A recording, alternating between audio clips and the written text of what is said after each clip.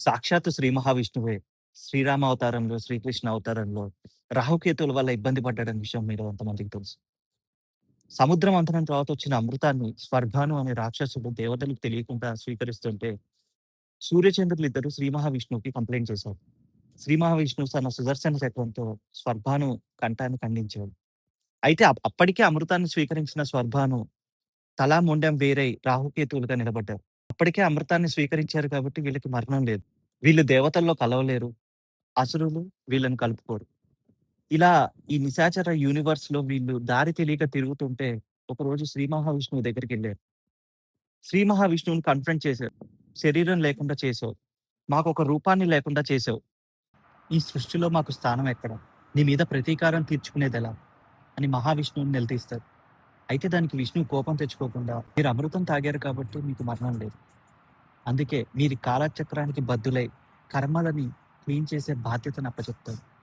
దాంతో పాటు నా రానున్న అవతారాల్లో మీ అసుర మాయ వల్ల నా కథని మలుపు తిప్పి నా మీద ప్రతీకారం తీర్చుకునే అవకాశాన్ని కూడా మీకిస్తున్నాను అంటూ చెప్తారు. దీని కారణంగానే రామావతారంలో ఉన్నప్పుడు రాహుమాయ వల్ల అప్పటి వరకు కన్న కొడుకులా చూసుకున్న కైకేయి రాజ్యం మీద వ్యామోహంతో రాముడిని అడవుల పాలు చేస్తుంది. కేతుమాయ వల్ల సీతమ్మకి దూరమై రాముడు ఏకాకిలనే అవతారం చాలిస్తాడు. ఇక కృష్ణావతారంలో రాజ్యం, రాణులు, సంపద ఇంత ఉన్నా చివరికి తన బంధువులే, నా అనుకున్న వాళ్ళే వ్యామోహాలకి, వ్యసనాలకి బద్దులై వాళ్ళని వాళ్ళు చంపుకుంటుంటే ఏం చేయాలో తెలియక కృష్ణుడు అడవుల్లో అవతారం చాలిస్తాడు.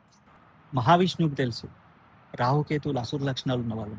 అయినా వాళ్ళకి ఈ బాధ్యత అప్పచెప్పడానికి కారణం హ్యూమన్ కైండ్, మానవాళి ఇవాల్వ్ అవ్వటానికి రాహు యొక్క డిజైర్ ఎంత అవసరమో, అదే మానవాళి మోక్షం బాటలో నడవడానికి కేతు ఇచ్చే సెపరేషన్ అంతే అవసరం. కాబట్టి రాహుకేతువులు మనకి ఆ కాలం నుంచి ఇప్పటి వరకు మన డెస్టినీని కాపాడే ఒక కాస్మిక్ ఏజెంట్స్‌గా బాధ్యతలు వహిస్తున్నారు.